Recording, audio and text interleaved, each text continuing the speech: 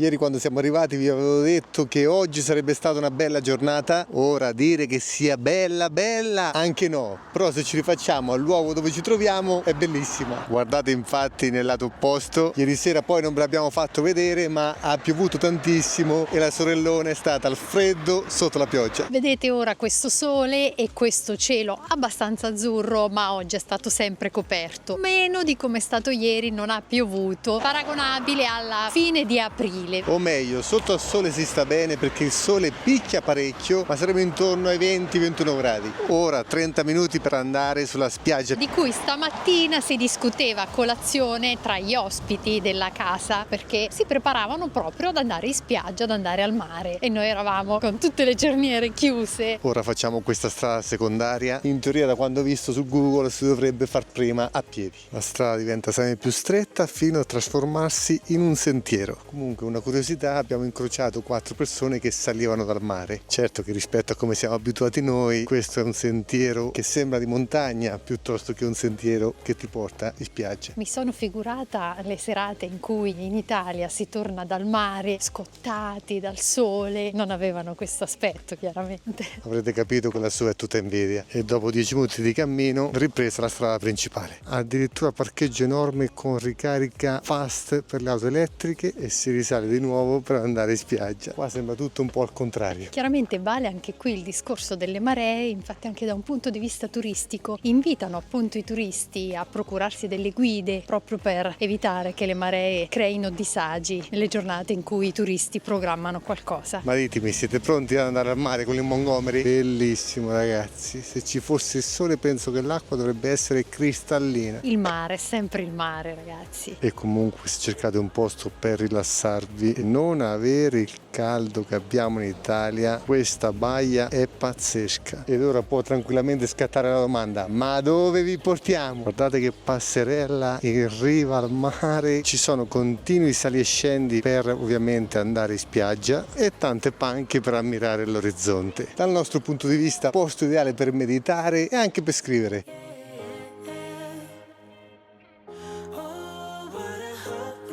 E ora andiamo in centro perché come potete vedere è super affollato e a noi queste cose piacciono molto. Guardate la felicità.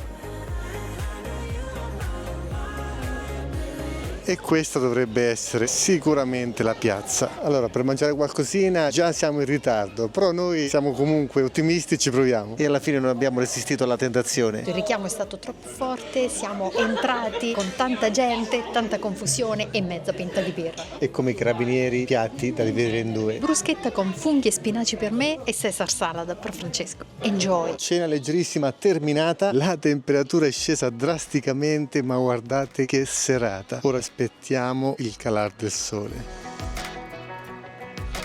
E comunque si chiacchierava con Sara per questa cosa. Quella ragazza là in fondo, sotto al palo della luce, è uscita ora dall'acqua e ci saranno 18 gradi. Non solo, dal muretto del molo, che vediamo proprio in fondo, dei ragazzini molto giovani sono saliti sopra e si sono buttati in mare, proprio facendo dei tuffi, divertendosi tantissimo. Li invidio, perché se sono capaci di fare questo, sono capaci di fare tanto altro. Guardate l'abbigliamento di Sara nel frattempo e mi ha appena detto che ha freddo. Ragazzi, per noi è fresco, però forse qualche anno qua mi addrizzerebbe le ossa. E adesso 30 minuti a piedi per tornare nella nostra struttura. Sara a fare l'andatura. Qualcuno sicuramente pensava che non ce l'avremmo fatta. E invece ce l'abbiamo fatta. Sono le 21:35, è ancora giorno, probabilmente in Italia già è sceso il sole perché stiamo salendo, quindi il cielo rimane chiaro per più tempo. Importantissimo, andiamo a vedere se la sorellona si trova ancora al suo posto. È arrivato qualche altro cliente e la sorellona eccola là. Quindi se qualcuno di voi sceglierà questa struttura, sappiate che bisogna tornare prima che cali il sole perché lungo la strada non ci sono lampioni. Però come sempre rapporto qualità-prezzo, secondo noi tanta roba.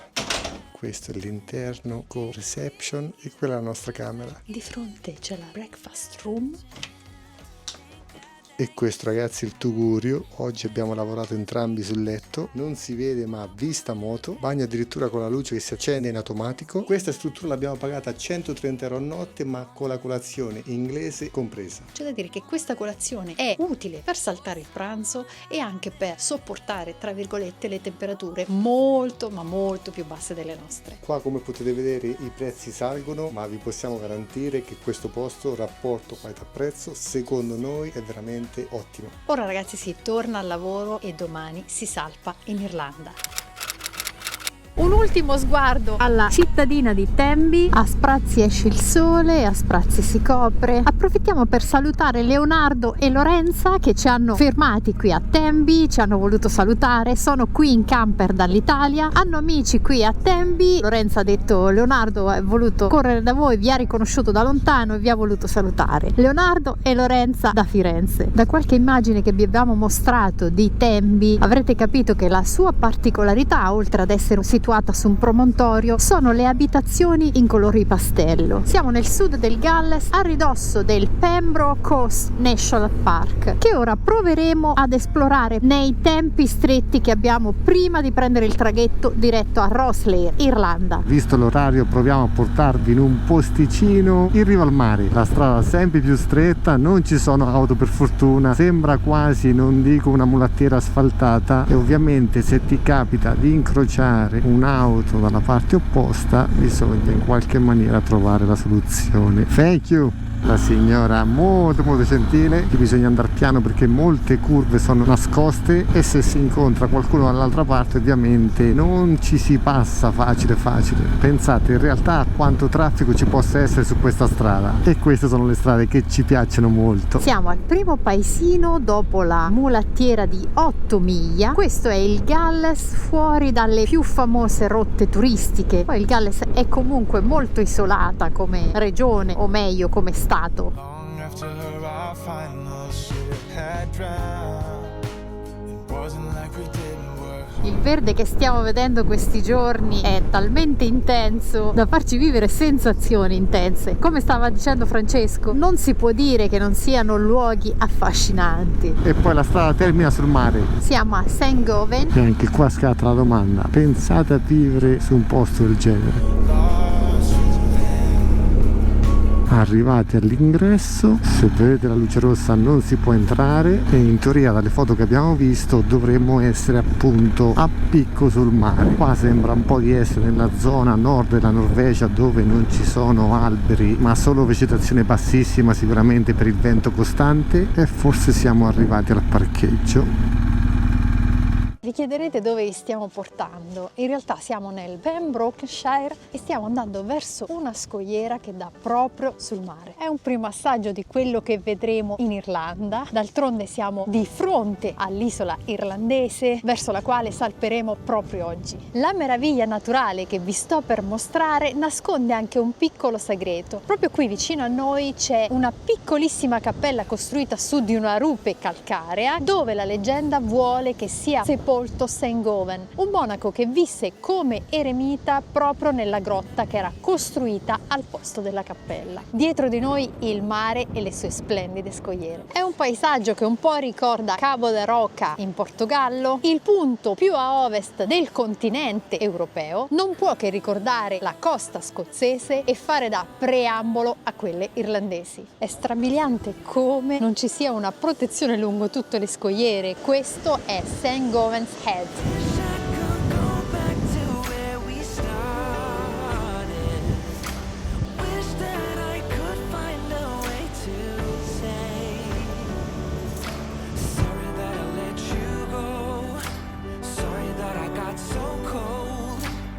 Ed eccola la cappella, 52 gradini da scendere. Il tetto in ardesia sembra essere stato aggiunto dopo, ma la costruzione risale al XIII secolo. Addirittura qualcuno pensa che risalga al VI secolo d.C., proprio quando St. Govan capitò da queste parti.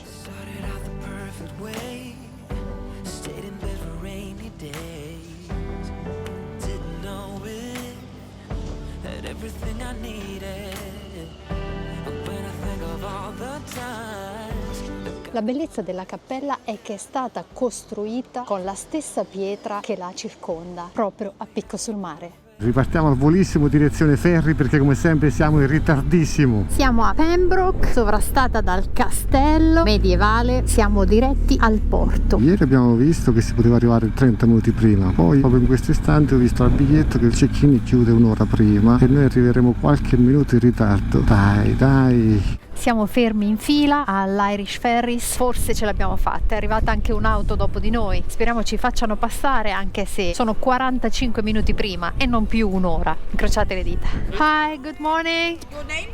Ok, thank you. Just wait there now, okay? Ok, thank you, bye. Ci siamo, ce l'abbiamo fatta.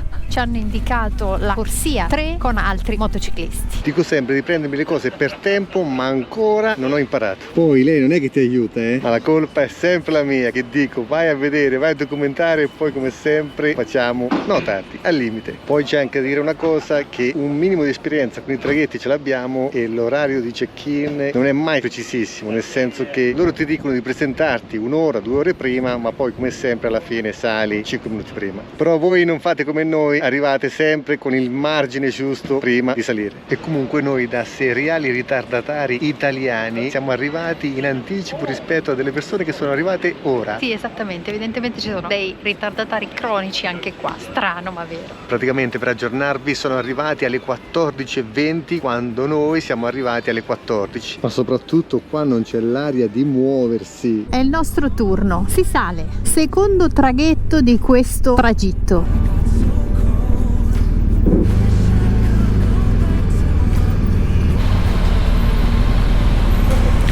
In questo caso, per quanto parliamo della stessa compagnia, ovvero Irish Ferry, stessa compagnia che abbiamo utilizzato dalla Francia all'Inghilterra, non ti legano la moto, bensì ti danno questa fascia con questo cuscino. Quindi ovviamente ti devi fare tutto da solo, non hai la possibilità di utilizzare un'altra cinghia. Io ho inserito la prima marcia, messo il cavalletto laterale e la ruota anteriore abbattuta con lo chassis della nave. E la moto è abbastanza stabile. Poi di spazio ce n'è molto, in caso di caduta non va a finire sopra l'auto. Speriamo. Ora vamos, circa 4 ore per arrivare in Irlanda.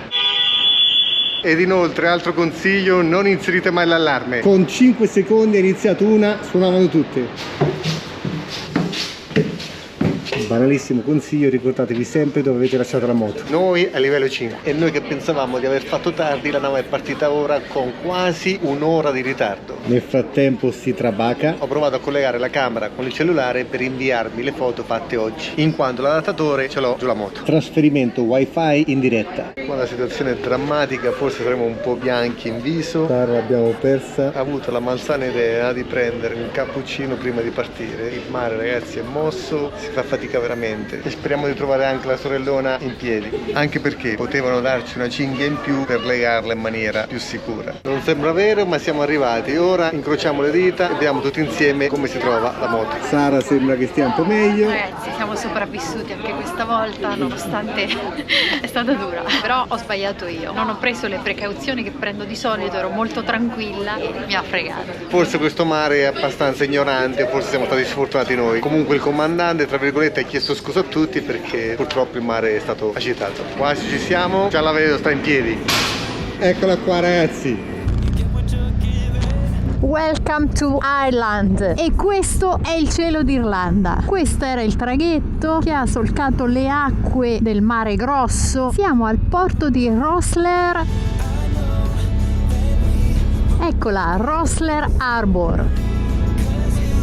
Welcome to County of Wexford. Benvenuti nella contea di Wexford, sud-est dell'Irlanda. Rimane però la guida a sinistra in un paese che solo nel 1922 ha acquisito una leggera autonomia dall'impero britannico. Nel 1937 è stata scritta la Costituzione irlandese ed infine nel 1949 si è costituita la cosiddetta Repubblica d'Irlanda, che dalla Seconda Guerra Mondiale mondiale continua a dichiararsi neutrale. Per questo partecipa alle missioni di pace dell'ONU, ma per il momento non è mai entrata nella NATO. Prima novità interessante, ora i limiti non sono più in miglia ma in chilometri. Anche Google sul CarPlay ha aggiornato 68 km all'arrivo e il limite in questo tratto 100 km orari. Che ve ne pare del nostro primo cielo d'Irlanda? Scrivetelo nei commenti. E già che ci siete, se potete e se vi piacciono, mettete il mi piace a questo video. Ragazzi, per noi it's important.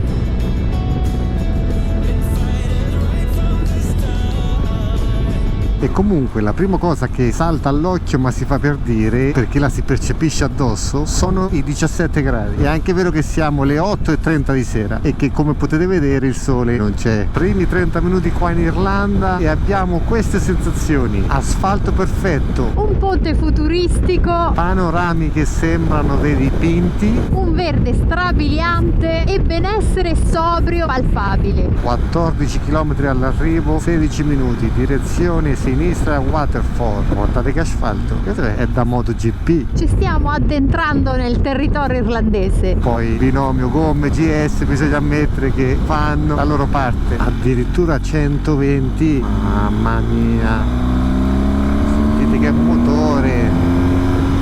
Bisogna rispettare i limiti, perché guardando le auto rispettano i limiti alla perfezione, quindi ci mettiamo a 120 di cruise. Ma soprattutto, ragazzi, guardate che moto, cioè sta carica è un binario perfetta. Poi bisogna riconoscere che queste gomme sono spettacolari. Quasi arrivati, 900 metri, la struttura che abbiamo prenotato si trova proprio all'uscita dell'autostrada. Sono le 21:19 e ancora c'è parecchia luce. La rotonda va presa sempre da questa direzione. La struttura dovrebbe essere quella là in fondo. Abbiamo preso questa struttura anche perché il check-in era fino alle 10 di sera. Inoltre hanno un ristorante per mangiare, ma soprattutto hanno il parcheggio con una sorta di sbarra. Però noi ora andiamo a fare il check-in. Bellissime queste strutture caratteristiche. Che spettacolo, ragazzi. Ma poi è scritta Guinness. Moto scaricata, solo che su questo posticino bellissimo, per la felicità di Sara, la cucina è chiusa.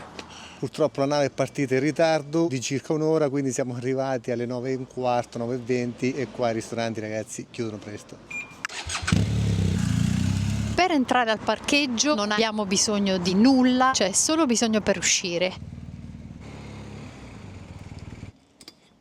Alla fine abbiamo trovato un takeaway aperto e il titolare addirittura è siciliano. Però vive qua da 32 anni, quindi praticamente ormai è irlandese. Tornati in camera e siete pronti? Ecco la nostra cena takeaway. Hamburger pechegno, perché guardate la mia mano. Patate. Però era l'unica struttura aperta, anche perché siamo su un paesino piccolissimo. Poi, ragazzi, 12 euro e si fa cena. Perché è fondamentale, siamo ripassati al pound alla lira. Ma che lira?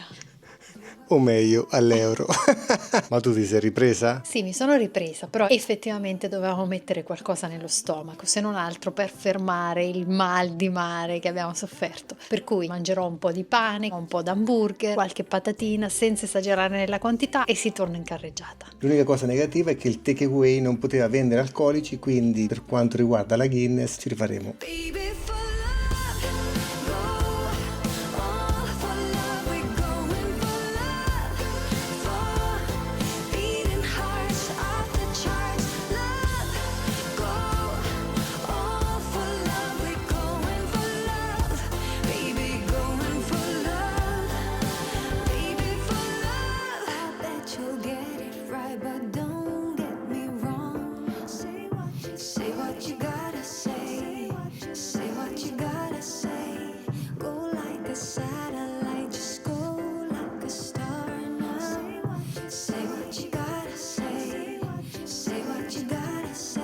Take it to the big sea.